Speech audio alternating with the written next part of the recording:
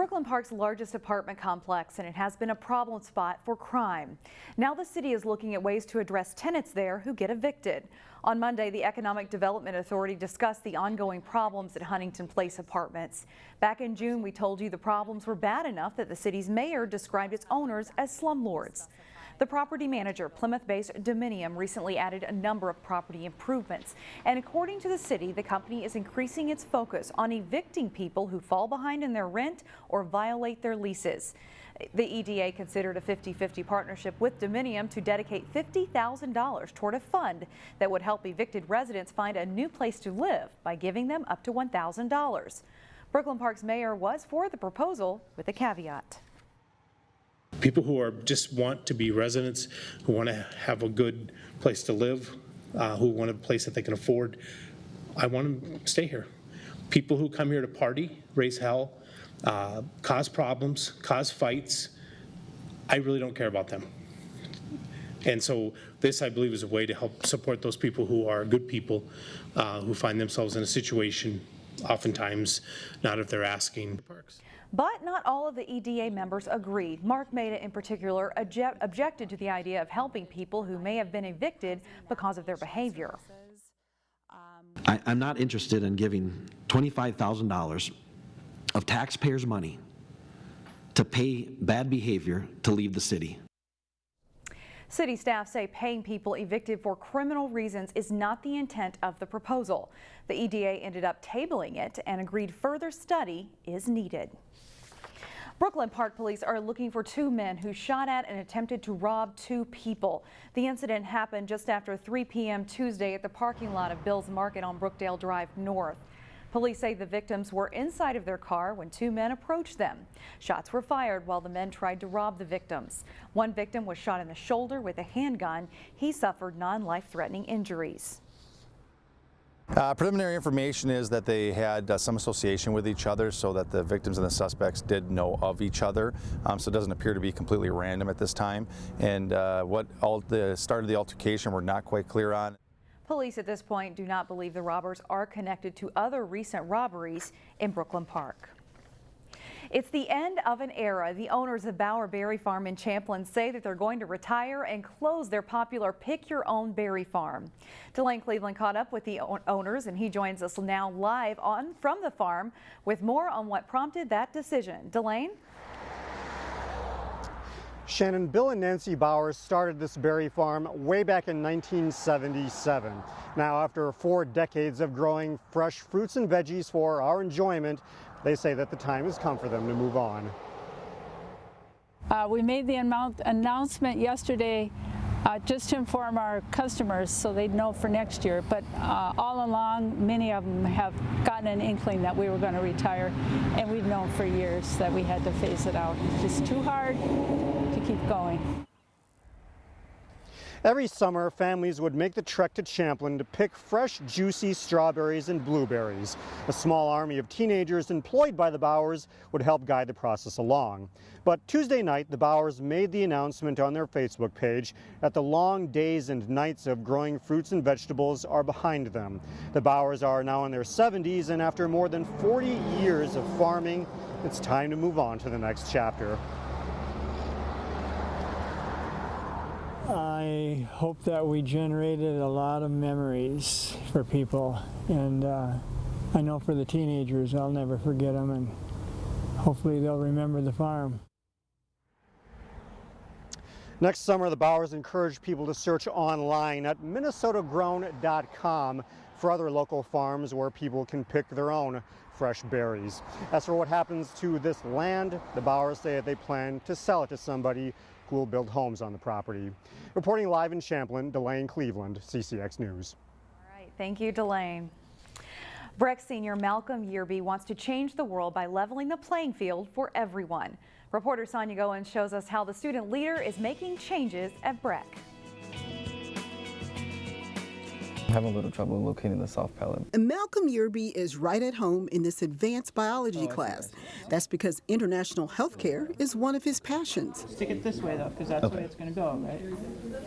There you go. The honor student is also focused on helping to make sure everyone feels right at home at Breck, where only 30% of students are people of color. I had to be intentional about finding my place, intentional about finding my footing as far as my identity and who I thought I was, and how other people viewed me as well. He says literary icon James Baldwin inspired him to do great things, and one of his favorite books is called Fire Next Time. He emphasized the importance of education and how that was, vital to unlocking the potential, of the Black community. But Malcolm is a poet in his own right. He wrote about the struggles of Black society in a poem called Bound. When I walk into a room, I want everyone to see me for who I am, not just my skin color. He's also on the Student Diversity and Inclusion Committee and was very instrumental in helping to develop diverse literature in English and history classes at the school. Malcolm's voice was significant. His leadership was really impactful as we examined what we teach and why we teach what we teach. Malcolm is still deciding on which college to attend, but one thing is for certain. He wants to help uplift communities of color. Malcolm's an incredibly thoughtful, kind, caring, compassionate, and smart kid. And I think every door is going to be open to him. Sonia Goins, CCX News. Hundreds of people in Maple Grove got surprised with flower bouquets on Wednesday. Lynn Busch Roses from Plymouth took part in a nationwide event called Petal It Forward. They handed out 2 bouquets to unsuspecting people who were then told to give one of the bouquets to someone else. It helped lift spirits and drew out plenty of smiles in Maple Grove on Wednesday.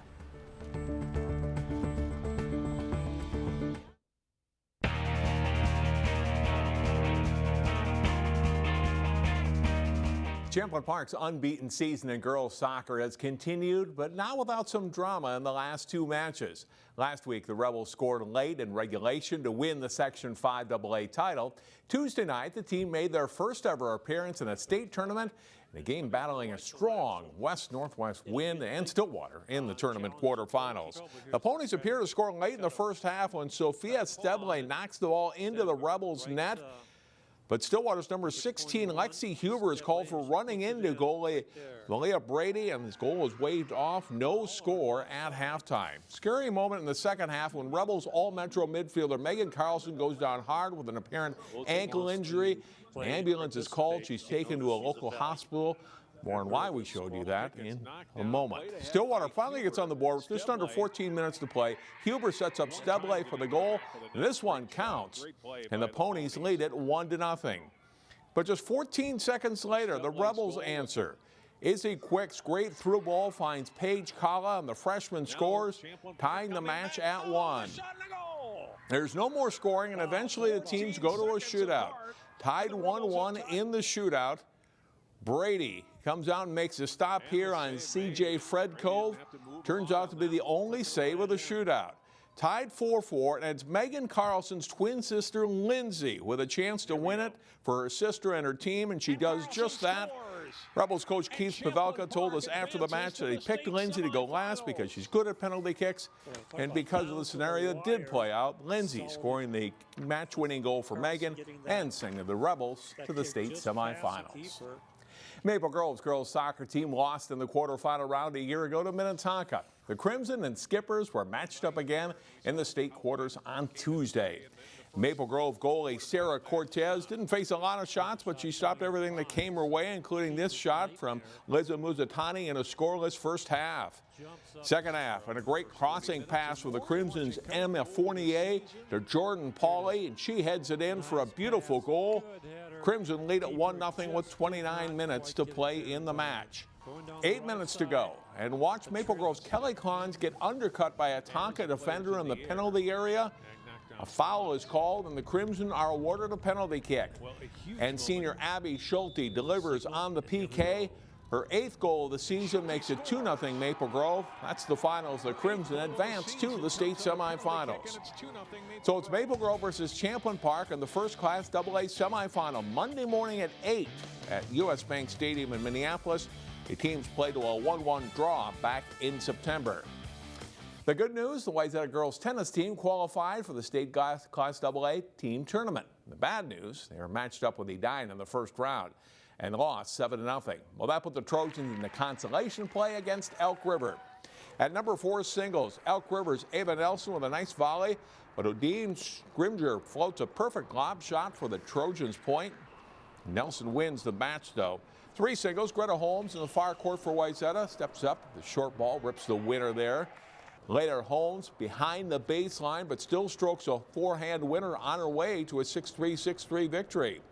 2 singles, Wayzata's Emma Hawkinson comes to the net, punches the backhand volley, and then an overhead smash winner. 1 doubles play, Wayzata's Emily Mendel receiving serve, and she will rip a winner down the line. Later, Elise Kolonkowski's serve sets up a volley winner for Mendel. They lose the match, though, as Elk River sweeps the doubles. 1 singles, good rally between Wayzata's Miriam Stamen and Elk River's Paige Anderson. Forehand winner there for Stamen. Anderson playing aggressive here, comes to the net, but a nice passing shot by Stamen for the point. She wins, but it's Elk River winning the match 4-3, ending Wayzata's season. We'll have highlights from Maple Grove, Edina State Boys Soccer, plus Section 6 AA Cross Country and more coming up Thursday afternoon here on CCX. Shannon has more news after this.